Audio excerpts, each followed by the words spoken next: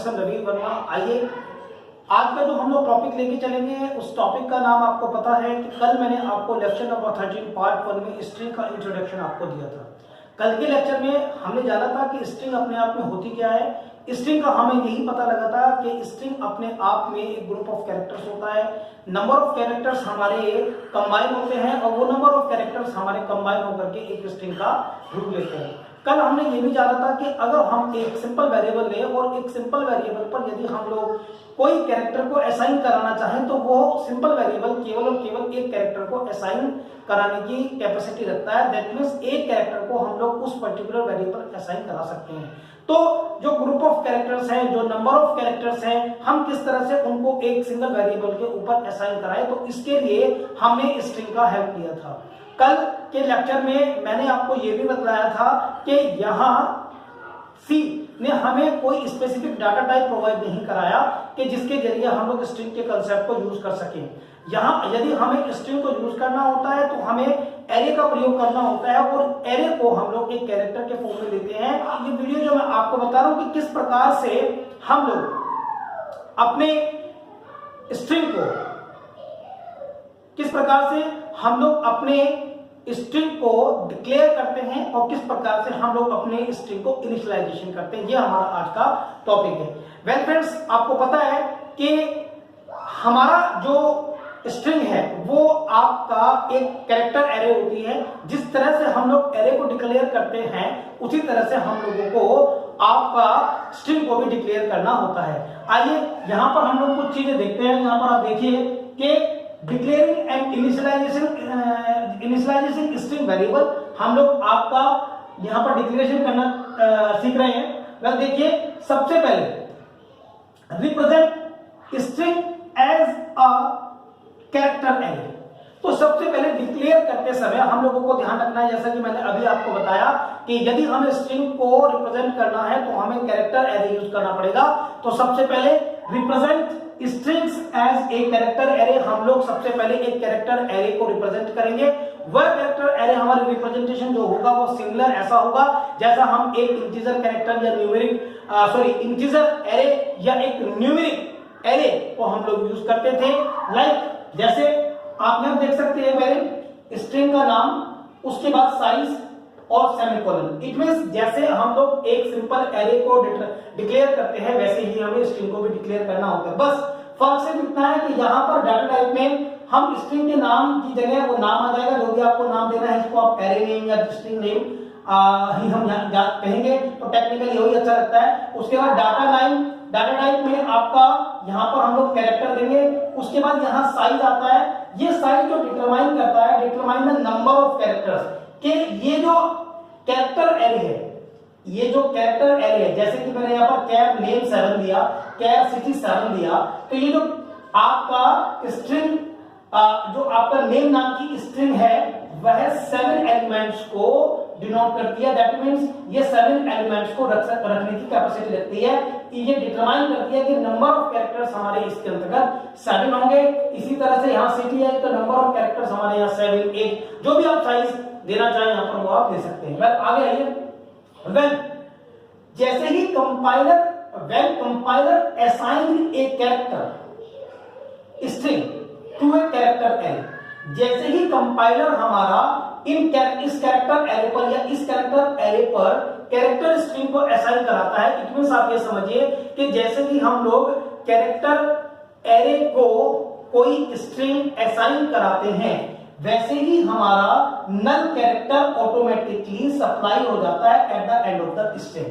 ये नल कैरेक्टर भी आपका ऑटोमेटिकली असाइन हो जाएगा उस पर्टिकुलर कैरेक्टर एरे पर। यहाँ एक बात ध्यान रखने की है कि यदि आपकी स्ट्रिंग का साइज सपोज कीजिए 6 है, जैसे मैं कहूं कि आपका हम लोगों को MEERUT मेरठ को अपनी मेरठ नाम की स्ट्रिंग को हमें असाइन कराना है कि कहां पर, इस नेम के अंदर या सिटी के अंदर, है ना, सिटी के अंदर हमें असाइन कराना है। तो यहाँ पर 6 कैरेक्टर तो मेरठ के हो गए, लेकिन एक प्लस कैरेक्टर हम लोगों को एडिशनल लेकर चलना पड़ेगा जो कि हमारा नल कैरेक्टर को डिनोट करेगा, क्योंकि हमें नल कैरेक्टर भी यहाँ रखना पड़ता है।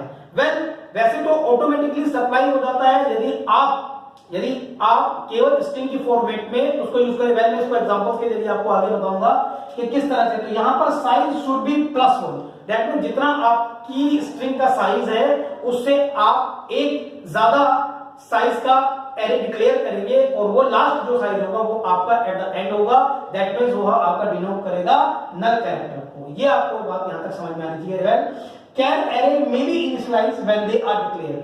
अब ये बात समझने की है कि जिस प्रकार से eight the time of declaration हम लोग एरे के एलिमेंट्स को इनिशियलाइज कर सकते थे, उसी तरह से यहां पर स्ट्रिंग में भी जब आप किसी स्ट्रिंग को डिक्लेयर करते हैं उसी तरह से आप यहां पर अपने एलिमेंट्स को इनिशियलाइज भी करा सकते हो। कीजिए मेरे पास ये सिटी नाम का एक स्ट्रिंग है, CITY सिटी नाम का स्ट्रिंग है, इसके अंतर्गत मेरे 7 एलिमेंट्स मैंने लिए हुए हैं, 7 साइज की ये मेरी स्ट्रिंग है और डाटा टाइप इसका क्या है, तो ये कैरेक्टर एरे हमारी हो गई। तो कैरेक्टर एरे मींस स्ट्रिंग हो गई। इट मींस मैंने यहां पर अब MERT इसके अंतर्गत देखा। अब आप यहां देखिए मेरे नाम के स्ट्रिंग के अंदर कितने कैरेक्टर हैं, 1 2 3 4 5 6 कैरेक्टर की ये मेरी स्ट्रिंग है।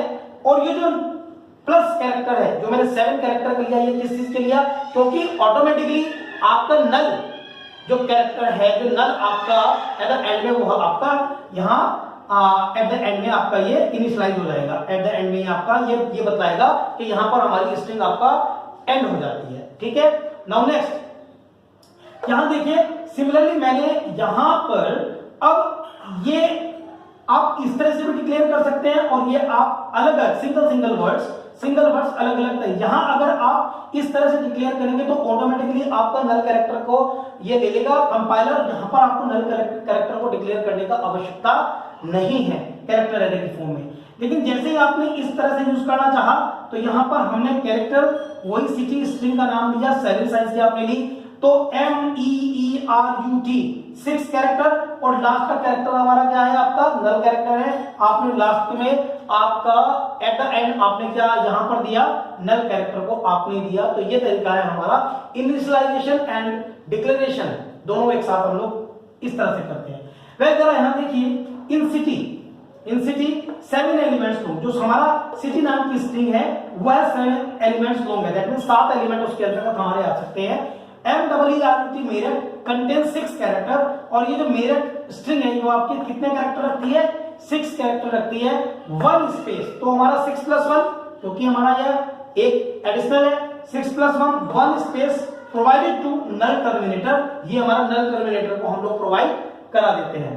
नाउ ये आपको उम्मीद करता हूं डिक्लेयर हो गया। अब एक नया कंसेप्ट आप यहां सीखेंगे, विदाउट स्पेसिफाइड साइज। यदि हम अपने स्ट्रिंग के साइज को डिक्लेयर ना करें, देखिए अभी तक हमने जब एरे का डिक्लेरेशन करना सीखा तो हमने यहां साइज देना सीखा, यहां पर भी हमने, अब आप देखिए इनिशियलाइजेशन किया तो यहां पर भी हमने साइज दिया। अब हम यहां सीख रहे हैं कि यदि हम अपने स्ट्रिंग के अंतर्गत यदि साइज ना दें तब हम क्या इनिशियलाइज करा सकते हैं।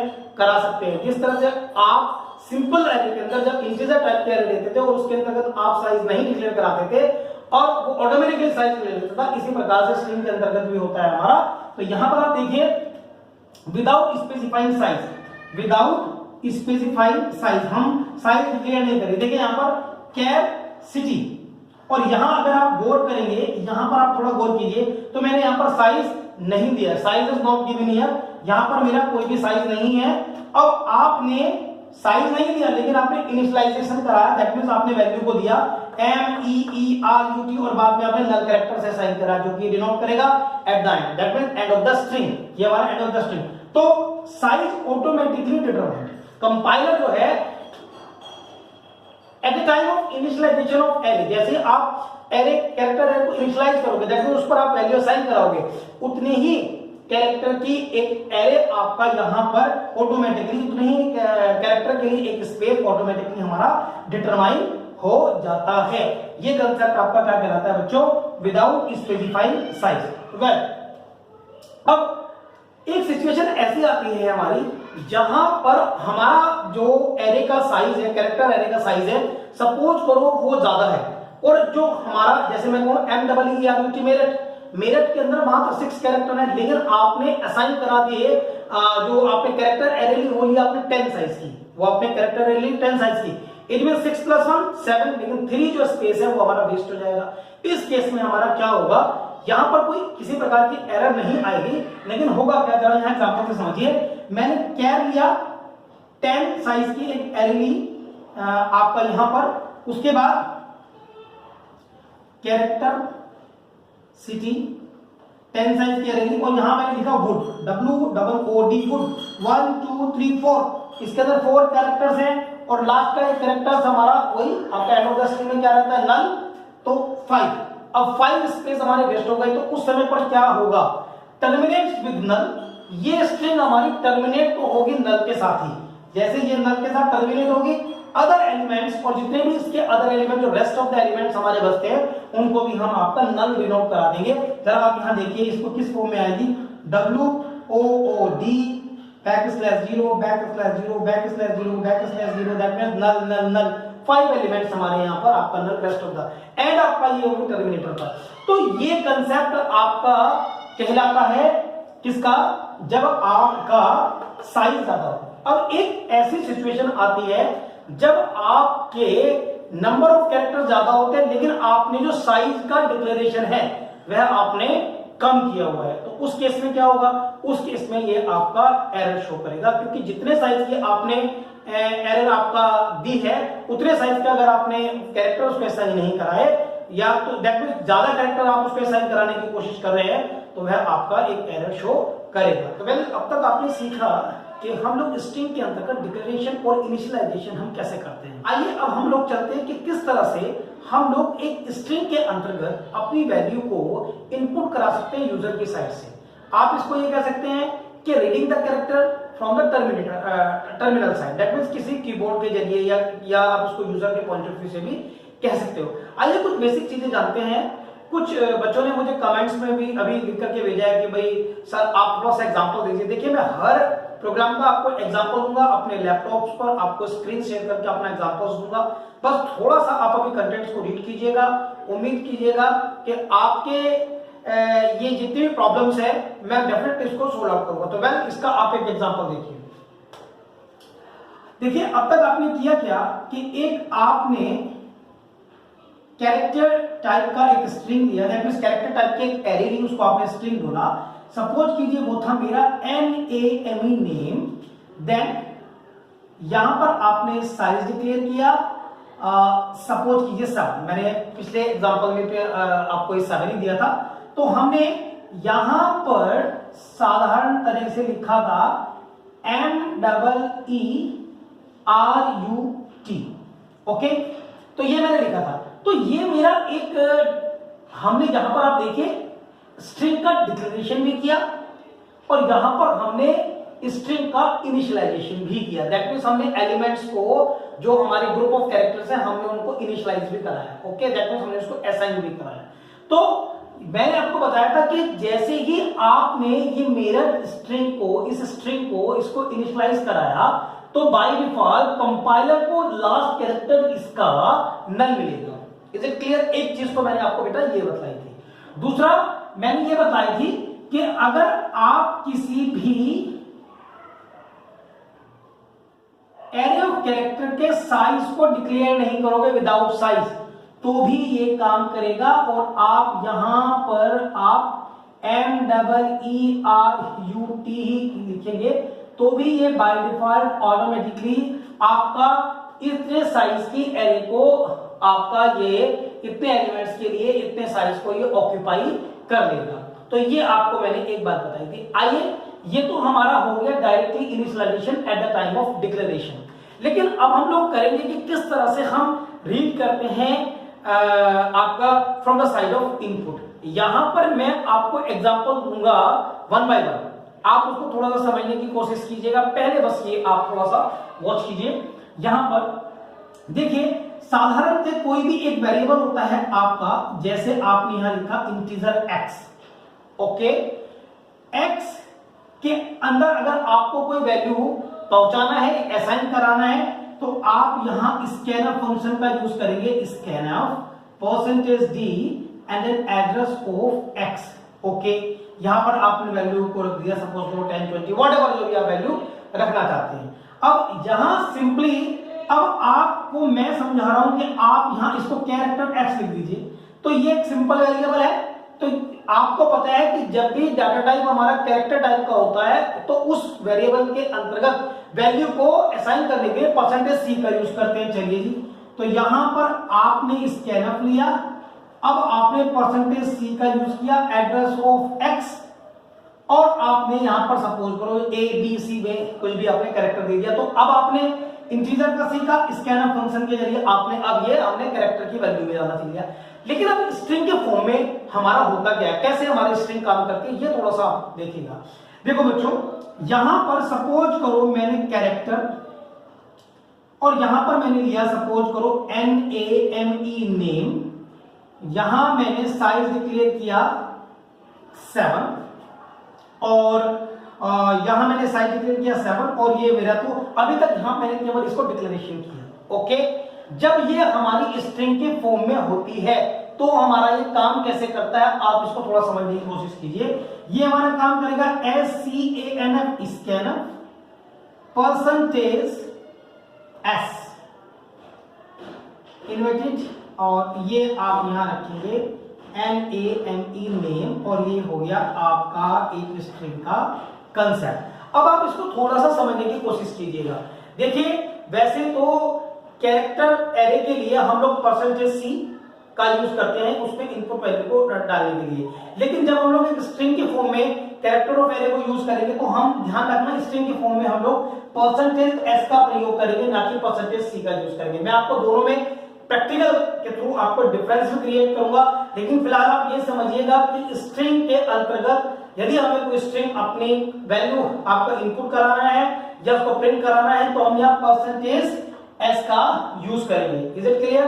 तो यहां से आप समझ जाइए कि इस तरह से हम लोग अपने टर्मिनल से, अपने कीबोर्ड से, यूजर की साइड से हम लोग इस नेम नाम की स्ट्रिंग के अंतर्गत अपनी वैल्यू को एंटर करेंगे। कब तक?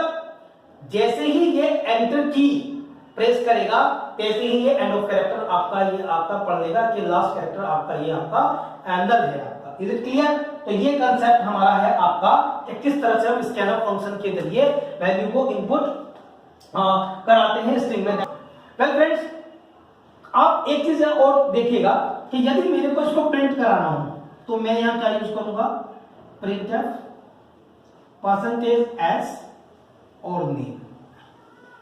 आप यहां एक चीज देख रहे हो कि यहां पर मैं किसी भी एड्रेस साइन एम्परसेंड साइन का यूज नहीं कर रहा हूं, क्योंकि स्ट्रिंग के केस में ये अनिवार्य बिल्कुल भी नहीं है कि आप एम्परसेंड साइन का यहां पर यूज करें। एक चीज आपको ये बिल्कुल क्लियर हो जानी चाहिए। आइए एक एग्जांपल के जरिए हम लोग देखने की कोशिश करते हैं कि किस तरह से स्ट्रिंग आपका काम करती है। आपने एक स्ट्रिंग लिया कैरेक्टर सिटी, आपने यहां पर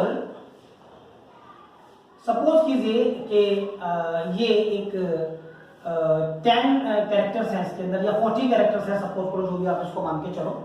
यहां पर आपने इसको इनपुट दिया और यहां पर आपने स्कैनफ कराया, स्कैनफ परसेंटेज एस का आपने यूज किया और सिटी आपने यहां ले लिया। ओके, अब सपोज करो कि आप जो एंटर करा रहे थे वो था MEERUT Meerut space cantt, Meerut space cantt आप लोग यहां पर प्रिंट कराना चाह रहे हैं। तो डियर स्टूडेंट्स, ये एक इंपॉर्टेंट बात आप समझने की कोशिश कीजिए। जैसे ही स्कैनफ फंक्शन को फर्स्ट ग्रुप ऑफ कैरेक्टर्स के बाद में या फर्स्ट स्ट्रिंग के बाद में स्पेस साइन मिलेगा, ये स्पेस साइन मिलेगा, तैसे ही ये वहां पर इसको एंड ऑफ द कैरेक्टर कर देगा। दैट मींस अगर इस केस में होगा क्या, इस केस में आपका केवल और केवल MEERUT प्रिंट होगा, यहां पर CANT कैंट प्रिंट नहीं होगा। ये प्रिंट होगा, ये प्रिंट नहीं होगा, क्योंकि स्कैनफ फंक्शन जब रीड करेगा कैरेक्टर्स को तो जैसे ही उसको व्हाइट स्पेस मिलेगा, जैसे ही उसको स्पेस मिलेगा तो वो उसको as a null character treat करेगा वहां पर, और यही इसकी एक ड्रॉबैक थी स्कैनफ फंक्शन की। वेल स्ट्रिंग के अंतर्गत इस प्रॉब्लम को दूर करने के लिए हमने कुछ और फंक्शंस का यूज किया, जिसमें गेटस पुटस है, वो मैं अभी आपको अपनी आने वाली वीडियोस में आपको मैं एक्सप्लेन करूंगा, तो आप उसको थोड़ा सा रीड करिएगा, लर्न कीजिएगा वहां से आप इसको। तो ये बात आपको क्लियर हो जानी चाहिए कि स्कैनफ फंक्शन की जो ड्रॉबैक थी वो यही थी कि हम सिंपली यदि अगर यहां पर नंबर ऑफ कैरेक्टर्स और अपनी एक जैसे यहाँ पर दो भिन्न भिन्न आपके हैं ये कैरेक्टर्स स्ट्रिंग्स हैं और उनके बीच में यदि स्पेस है तो अगर हम उसको देना चाहेंगे वो आपका प्रिंट बिल्कुल नहीं होगा। आइए ये मेमोरी पर काम कैसे करेगा, अगर आप इसको देखने की कोशिश कीजिए। ये आप देखिए यहाँ पर मेमोरी पर कैसे काम करेगा, MEMORY और ये आपका स्पेस जैसे ही मिलेगा ये इसको एंड कर देगा और बाकी जितनी भी आपकी ये बाद की जो मेमोरी स्पेस होंगी इस पर होगा क्या, ये भी एक क्वेश्चन है। तो यहां पर ये एक आपका गार्बेज वैल्यू आपका असाइन कर देगा इनके लिए, तो ये यहां पर इसको टर्मिनेट कर देगा। यदि आपको मेरठ कैंच दोनों प्रिंट कराने हैं तो आपको क्या करना पड़ेगा, दो स्ट्रिंग लेनी पड़ेगी, आपको दो स्ट्रिंग लेना पड़ेगा, तब जाकर के आपका ये प्रिंट होगा। चलिए मैं आपको एक एग्जांपल देकर दिखा रहा हूं।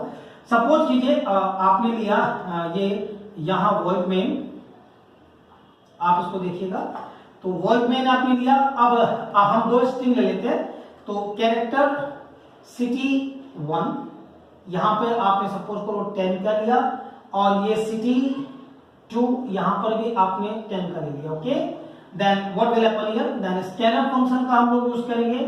स्कैनर फंक्शन का आप यूज कीजिए, तो यहां पर परसेंटेज एस, तो आपने यहां सिटी 1 सिटी 2 यहां पर आपने किया और जैसे ही आप इस प्रोग्राम को एग्जीक्यूट कराएंगे तो ये आपका मेरठ MERUT